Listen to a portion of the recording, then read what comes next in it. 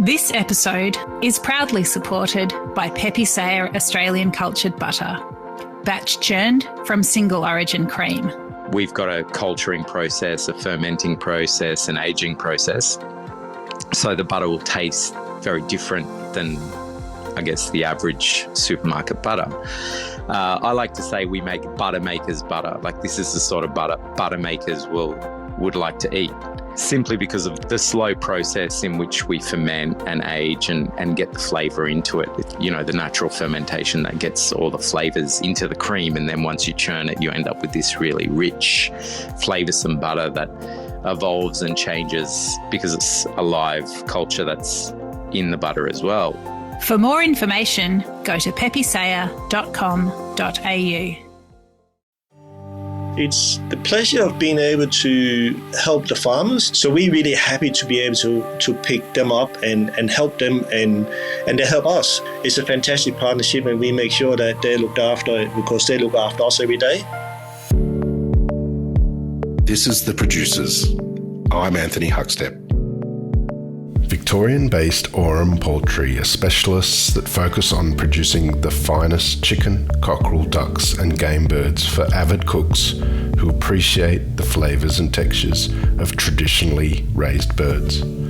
And according to Henning Skallebaek, they have become the go-to poultry supplier for some of Australia's most influential chefs too.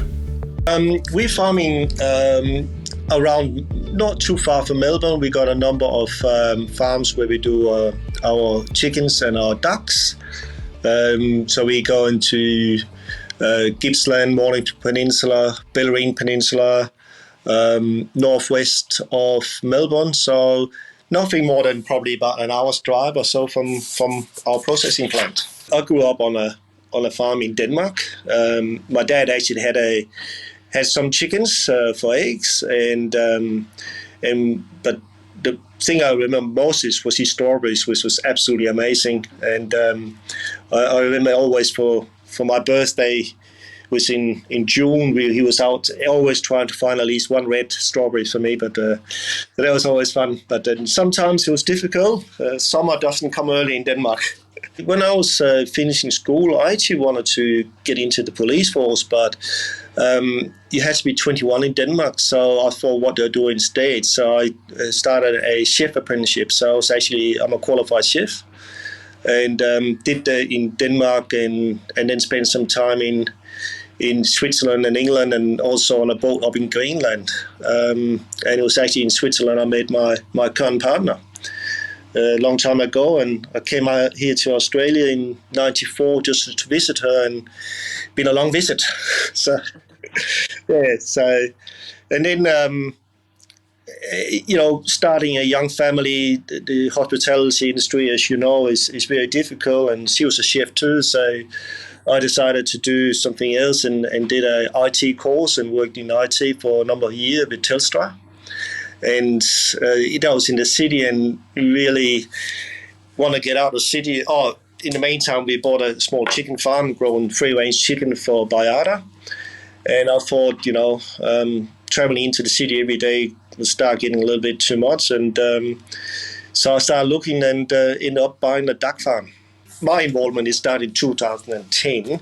It was previous with my two business partners. They ran it for a while, but then stopped for a few years, and then I got involved. It is just to restrict the requirements here in Australia is very different than overseas. So they struggle a little bit to get everything in 100% as have to be with you. Quality control and everything like that. I got involved, and we got that up and running in 2010 again, and which was we've been growing ever since, and which is fantastic. As Henning explains, Aurum produce an amazing array of poultry. So I'm coming from the duck background, and so we have picking ducks. We hatch them ourselves, and we grow them up to 7 weeks, unlike the main producer, which is just over 5 weeks. We feed them with corn, which is just giving that beautiful color and flavor. The meat is like deep red instead of light red. Then we also grow a cocker Campbell. We mainly grow that for our egg production. We do a lot of eggs, which I'll talk to you about later. And but the cocker Campbell is a lot smaller duck. It's a leaner, and it's a different flavor. It's got a bit more sweetness to the flavor. Some will say it's a bit more gamey. The Chinese like that a lot. So we do that, and occasionally we manage to get some Muscovy ducks in as well. We don't grow any ourselves. Still looking for another farm to be able to do that, but that's hard to find at the moment. And then with the duck eggs, we produce a lot of duck eggs. We sell some fresh and some that's processed into century egg and salted egg. And the century egg, there's a lot imported into Australia from China, and unfortunately a lot of them have lead in their processing, and we work with MIT in relation to create a century egg without that. And that is absolutely amazing. It's really good. So yeah. And then with the chickens, we do the cockerel, which is it's from the layer strain instead of the meat strain. So it's a lot smaller bird. It's about 2 kilo when we process it, and it's about 15 weeks old. So it's very slow growing. And then we do the female as well, the pullets, and she is about 17 weeks old and only about 1.6 kilo. So they're slow growing, they take a long time, and therefore they cost a lot more to produce as well. We have one grower that grows the silky chickens for us, and they are, especially coming into winter now, very, very popular in the Chinese cuisine. They use them more for medical person than for eating. So I'm not actually sure what the medical advantage is with them, but they absolutely love them. We also do some squab pigeons, which is always popular, and we never have enough of them. And what else we do occasionally? We do quail. We actually start getting more and more quail, which is good. There's most of the quail that is sold here in Melbourne is frozen, but we are able to come out with a fresh product, which is really good, and straight away we see the sales is growing that way. Life for the ducks and chickens is a little different, but everything is set up to give them a great life and produce the best meat too. Open span sheds, various sizes, some from just a few thousand chickens to maybe up to 15, 20,000 in the bigger sheds. They arrive there a day old. There's fresh shavings in the shed, and in a smaller area of the shed, we create a brooding area where we keep around 32, 33 degrees for a good week, and then we start decreasing that slowly down a little bit every day until they don't need the heat anymore. With the chickens, that's about 3 to 4 weeks with these ones, and the ducks, there's only 12 days.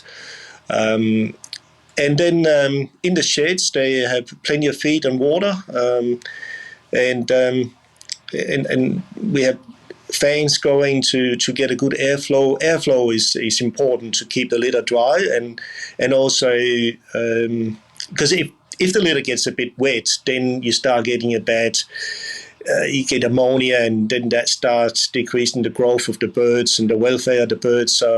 So fresh air in the shed is really, really important, both for the ducks and the chickens. They're very different. I remember with the chickens, especially with the meat chicken, they're very much programmed to just eat and drink. And I remember when we converted our chicken farm from just normal broiler chicken to free range, after 3 weeks we opened up the sheds, and we were thinking that, they're just going to run out. And towards the end of the day, there was a couple of chickens out there, so Kate and I, we went out there and started pushing them out because we want to take some pictures of them, but they didn't want to go out. They only want to come out if it's really nice weather. So, whereas with the ducks, you open the sheds and the sheds is empty in 10 minutes. They just rush out. So it's very, very different. And ducks you can herd as well. So, and the chickens were easy enough to get in. You just need to start the feeder pans, and straight away they were there. But the ducks, they just love to be outside. So yeah. So it's a bit different. They both have their charms, that's for sure. The feed is imperative to the end product, and at Aurum they have interesting diets for each type of bird to get the best end result. With the ducks, we add corn to our feed, which give them a little bit of colour in the skin, and also it's what makes the flavour, I think, it's more rich, and also the colour of the meat is a lot darker. So, and look, most of the chefs, they love that. So with the chickens, one of the main thing being our chickens is 95% going into the Asian market. They really love that yellow skin. So we're adding marigold to our feed, which helps give them that yellow color. And especially when they're steamed, that color just come out absolutely beautiful. Although Aurum's market has traditionally been in Asian restaurants, more recently Western restaurants are seeing the versatility of their poultry.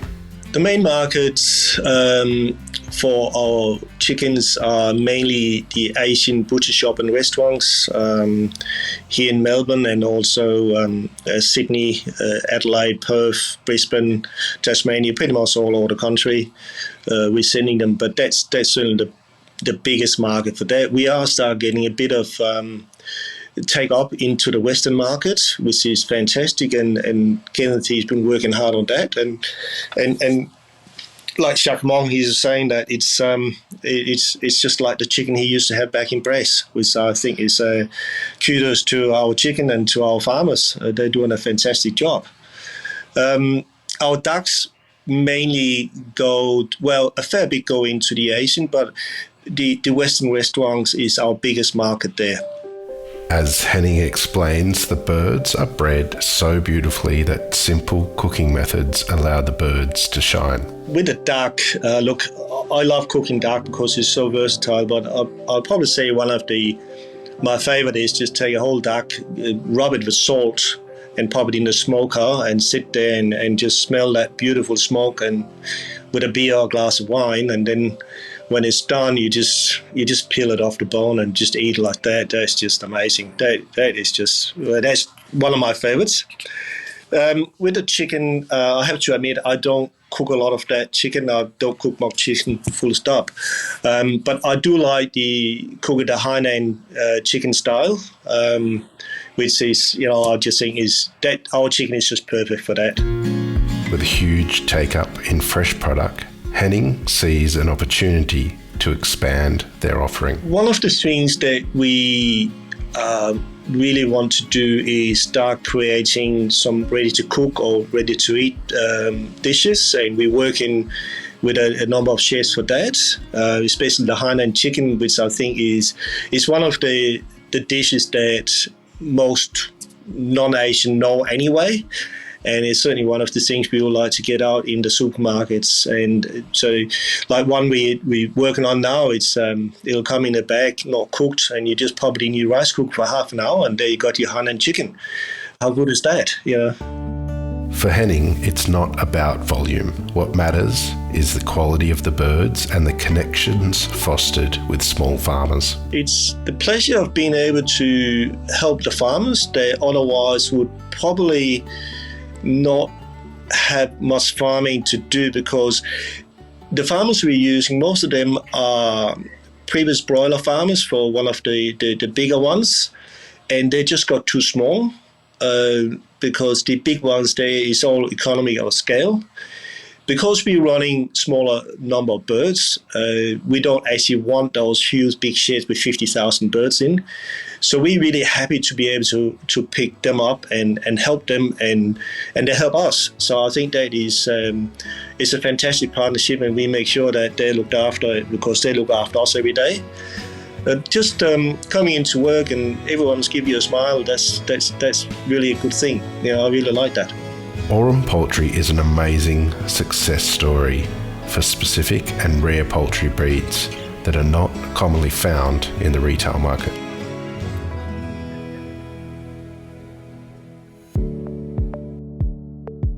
This is The Producers, a Deep in the Weeds production. I'm Anthony Huckstep. Stay tuned as we share the stories of producers, farmers, makers and growers, the true lifeblood of the food industry. Follow us on Instagram at Producers Podcast or email us at producerspodcast@deepintheweeds.com.au.